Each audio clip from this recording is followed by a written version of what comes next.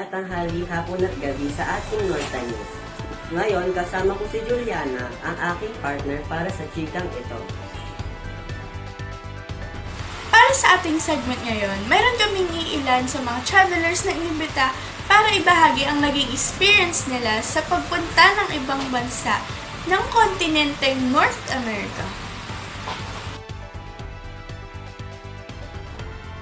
Welcome to my vlog.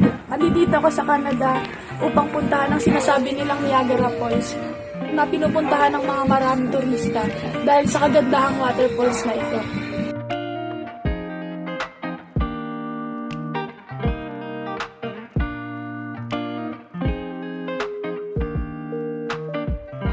Ang pangalawa naman ay sa Mexico ay ang Cancun. Isa itong syudad sa Yakutia Peninsula na nasa hangganan ng Caribbean Sea. Ang aking hindi malilimutan na lugar ay ang beaches dito.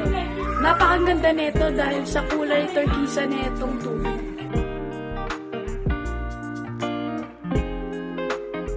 Sa pangatlo namang aking napuntahan, ito ay ang Costa Rica.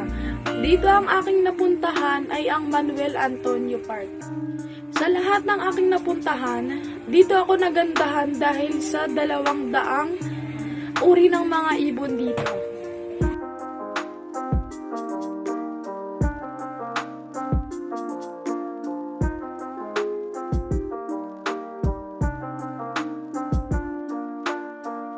Muling pinuntahan ko ay ang El Salvador, nakilala bilang Land of the Volcanoes.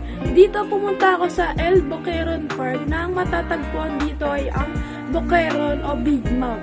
Kawili-wili ito dahil sa pangalawang crater ng sali ay sa eruption noong 1917.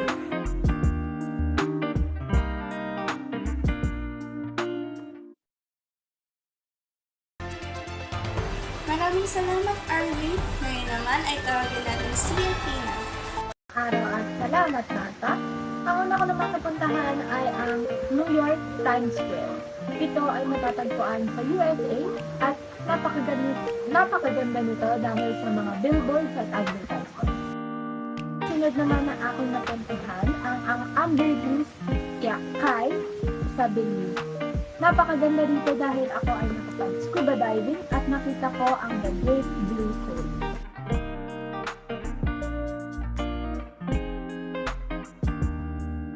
Susunod ay ang La Ferrere Citadel.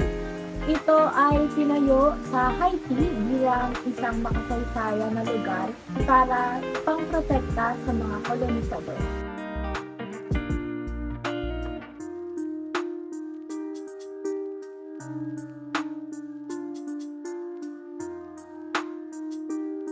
Na aking napuntaan ang Hans Gardens. Ito ay matatagpuan sa Barbados.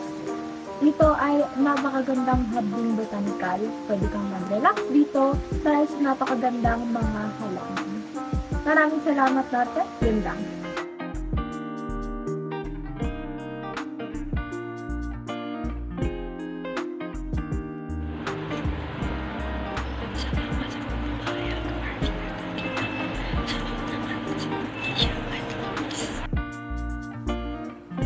Kamusta, Norta?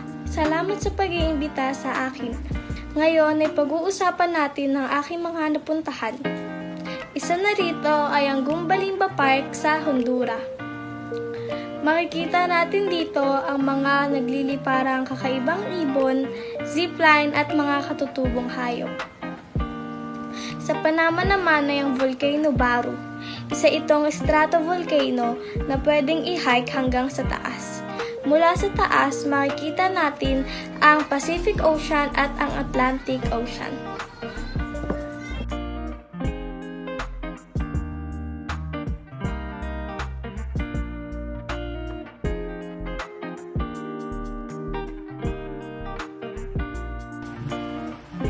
Dahil mahilig ako mag-hiking, pinuntahan ko ang Viñales Valley sa Cuba, na may magagandang tanawin at pwedeng pagpahingahan.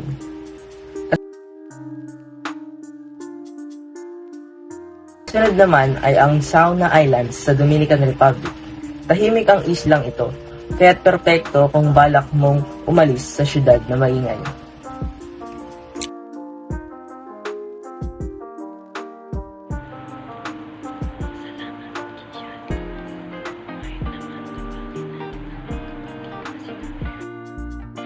Salamat, Norta. Ang unang punentahan namin ay Pink Sand Beach sa Harbor Island, Bahamas.